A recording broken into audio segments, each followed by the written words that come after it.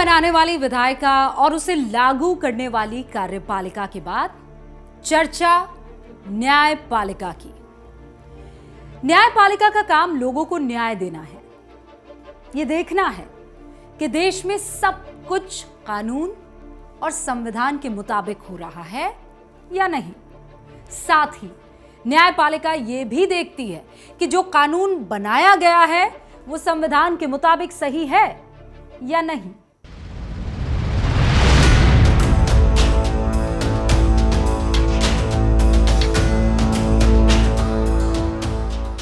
न्यायिक व्यवस्था में सबसे ऊपर है सुप्रीम कोर्ट यानी सर्वोच्च न्यायालय।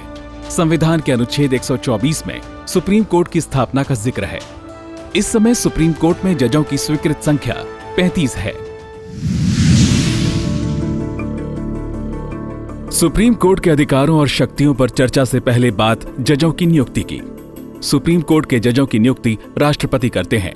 अनुच्छेद 124(2) में लिखा है कि जज की नियुक्ति चीफ जस्टिस से विचार विमर्श के बाद होगी। पहले नियुक्ति में सरकार की भूमिका ज्यादा थी।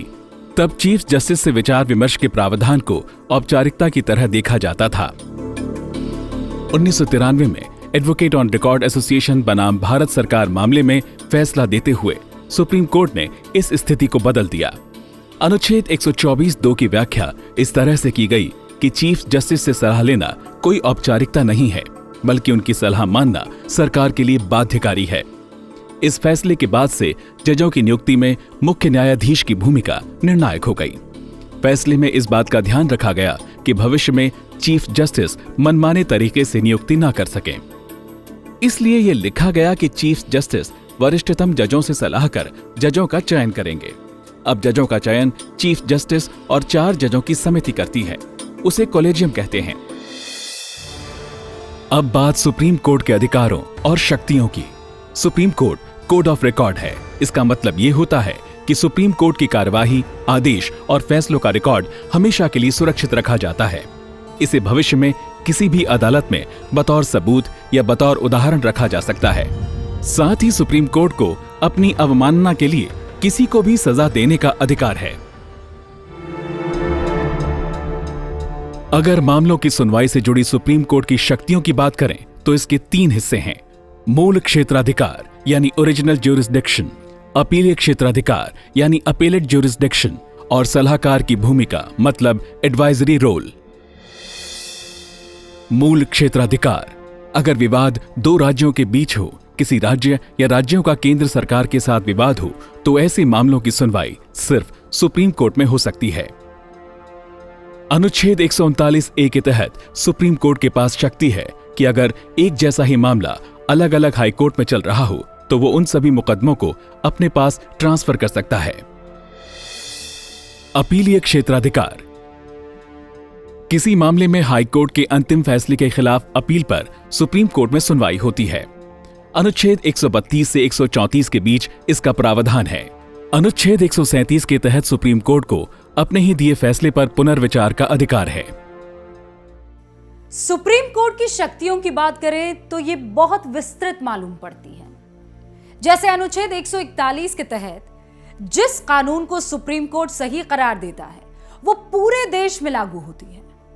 उसी तरह अगर सुप्रीम कोर्ट किसी कानून को असंवैधानिक करार देता है तो उसके आधार पर देश की किसी भी अदालत में आगे कोई सुनवाई नहीं हो सकती। 141 में जुडिशियल रिव्यू का पावर नहीं है, लेकिन 141 में सुप्रीम कोर्ट जो कहता है वो लॉ डिक्लेयर करता है, वो सबके लिए बाध्यकारी है। अनुच्छेद 142 के तहत सुप्रीम कोर्ट को विशेष शक्ति हासिल है कि वो न्याय के हित में जो आदेश जरूरी समझे वो दे। इसमें साफ किया गया है कि तकनीकी रूप से बाधक बनने वाला कोई भी कानूनी प्रावधान सुप्रीम कोर्ट की शक्ति के इस्तेमाल में आड़े नहीं आ सकता। अनुच्छेद 144 में लिखा है कि भारत सरकार, राज्य सरकार और उनके तमाम विभाग, अधिकारी, कर्मचारी और सभी अदालतें सुप्रीम कोर्ट के आदेशों के पालन के लिए उसके मातहत आती हैं। न्यायिक समीक्षा की शक्ति: कोर्ट सरकार की तरफ से बनाए गए किसी भी कानून या आदेश या कार्रवाई को संविधान की कसौटी पर कसता है।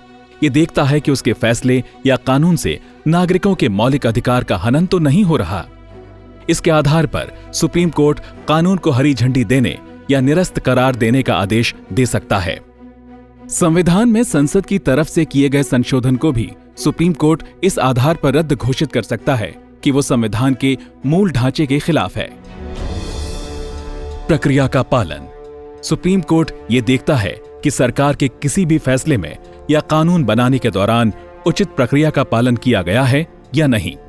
इसमें कमी पाए जाने पर कोर्ट सरकार के फैसले या कानून को रद्द घोषित कर सकता है। जनहित याचिका। नागरिकों को मिले मौलिक अधिकार के हनन की स्थिति में सुप्रीम कोर्ट किसी भी मामले पर संज्ञान लेकर सुनवाई शुरू कर सकता है। अपने पास भेजी गई किसी चिट्ठी को भी कोर्ट याचिका में तब्दील कर उस पर सुनवाई कर सकता है।